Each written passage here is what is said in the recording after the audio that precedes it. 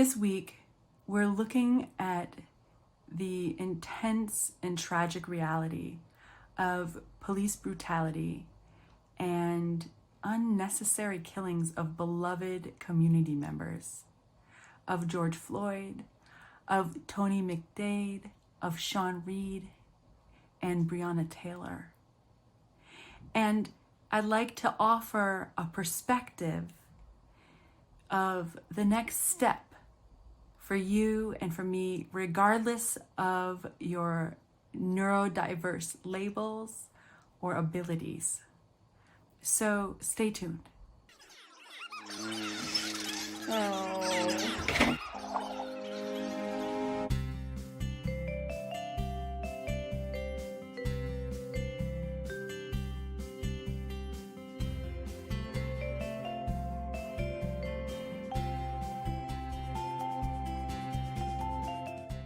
Perhaps, like me, this week's news has caused just deep sadness and rage and terror, knowing that there are people in this world whose voices are not being heard.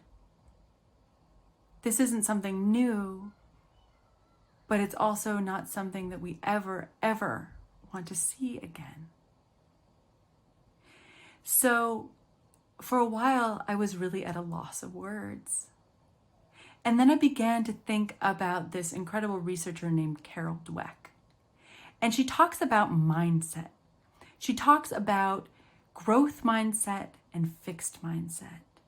And I realized that through her work, we have a call to action. And here it is.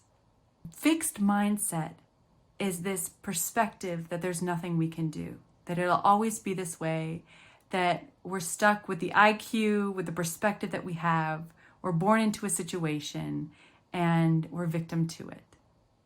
And growth mindset is the idea that we have the opportunity to learn and grow, that our intelligence is not something that's stuck, it's something that grows, and that we can affect it by learning new things, by asking questions, by engaging in the what ifs and reaching further than might be comfortable.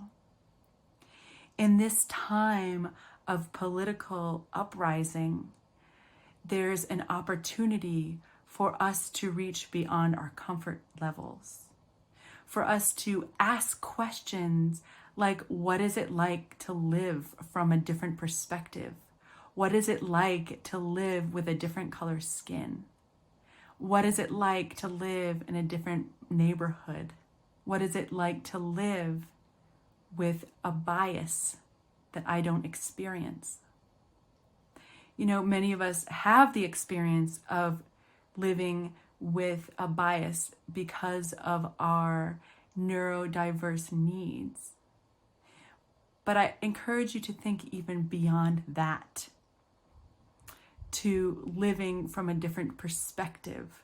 Some very simple ways that we can work on our growth mindset around race and justice is to simply watch Netflix videos with protagonists that don't share the same color of skin that we have.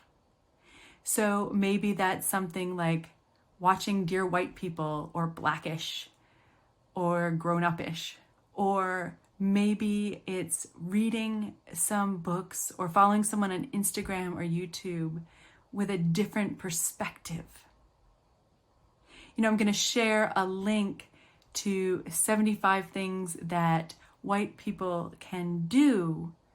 And this list is actually a way also to encourage all of us, regardless of the color of our skins, to reach beyond our comfort zones. And by doing that, create growth and create connection to people who we might not have connected with in the past, and to grow in ways that increase our perspectives on other people's experiences. Because when we do that, we can create more joy and connection and happiness and understanding and compassion in the world. And when our world is full of that, it comes back at us, regardless of our labels, regardless of our neurodiverse backgrounds. We're on this human journey together, and the more we can grow and stretch and learn and connect, the better off we'll all be.